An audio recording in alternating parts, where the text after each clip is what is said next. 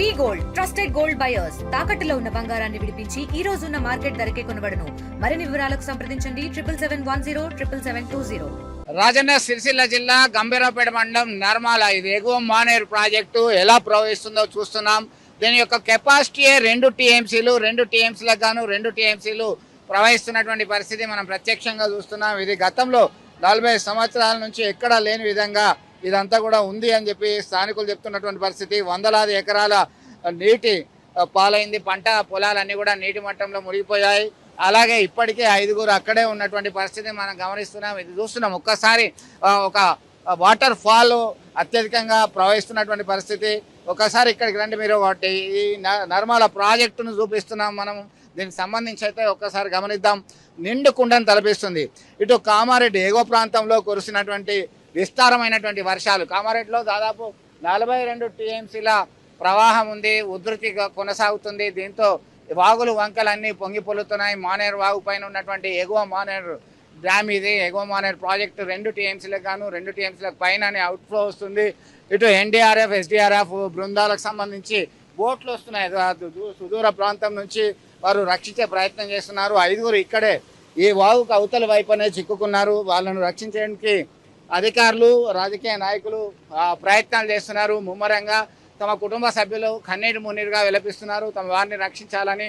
ఇప్పటికే ఒకరు మృతి చెందినటువంటి ఘటన విషాదాన్ని నింపింది. మనం అన్ని రకాలుగా మేము ప్రయత్నాలు చేస్తున్నామని చెప్పేసి ఇటు ప్రజాప్రతినిధులు, అధికారులు చెప్తున్నటువంటి పరిస్థితి. మొత్తం మీద ఈ ప్రాజెక్ట్ పరిస్థితి ఇట్లా ఉంటే మిగతా ప్రాంతాల్లో సైతం హై అలర్ట్, రెడ్ అలర్ట్ ప్రకటించడం జరిగింది. ఖచ్చితంగా వారిని కాపాడడానికి మేము చర్యలు తీసుకుంటున్నామంటున్నారు. వారికి ఇప్పటికే డ్రోన్ సహాయంతో ఆహారము, కావాల్సినటువంటి బెడ్షీట్స్, గొడుగులు అన్నీ కూడా వారికి సప్లై చేయడం జరిగింది. టీ, కాఫీ, మీల్స్, గత రాత్రి టార్చ్ లైట్స్ సైతం పంపించడం జరిగింది. ఇది ఇక్కడ తాజా అప్డేట్. వాతావరణ శాఖ హెచ్చరికలు జారీ చేసినట్టుగానే తెలంగాణ రాష్ట్ర వ్యాప్తంగా వర్షాలు దంచి కొడుతున్నాయి. ముఖ్యంగా మెదక్, కామారెడ్డి ప్రాంతాల్లో కురిసిన వర్షాలు ఉమ్మడి జిల్లా వ్యాప్తంగా సైతం కొనసాగుతున్నాయి.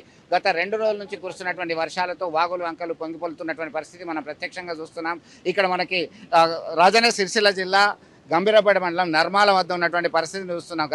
నిన్న ఉదయం 5 గంటల ప్రాంతంలో పశువులను తీసుకురావడానికి వెళ్ళినటువంటి పశువుల కాపర్లు అక్కడే చిక్కుకున్నటువంటి పరిస్థితి. ప్రవీణ్ అనేటువంటి ఒక వ్యక్తిని మాత్రమే అక్కడ లింగన్నపేట దగ్గర కాపాడడం జరిగింది, రెస్క్యూ చేయడం జరిగింది. అందులో ఉదయమే నాగయ్య అనేటువంటి వ్యక్తి గల్లంతయ్యాడు. ఆయన ఆచూకీ ఇప్పటికీ దొరకట్లేదు. కొంతమంది ఇచ్చినటువంటి సమాచారం మేరకి ఆయన బహుశా ఎక్కడున్నాడు, ఎట్లా ఉన్నాడు అని చెప్పి తెలియని పరిస్థితి. కుటుంబ సభ్యులందరూ కూడా ఆందోళన వ్యక్తం చేస్తున్నారు.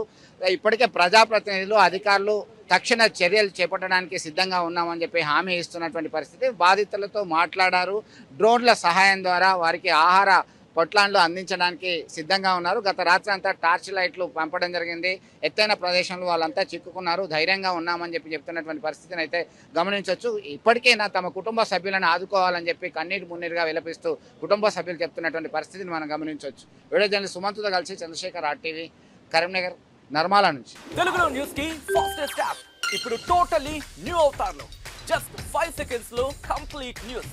సోషల్ మీడియాలో ట్రెండ్స్ కి one stop solution. Live TV app voice search option తో ఇప్పుడే డౌన్లోడ్ చేయండి లేదా అప్డేట్ అయిపోండి. యాప్ లింక్ డిస్క్రిప్షన్ లో ఉంది.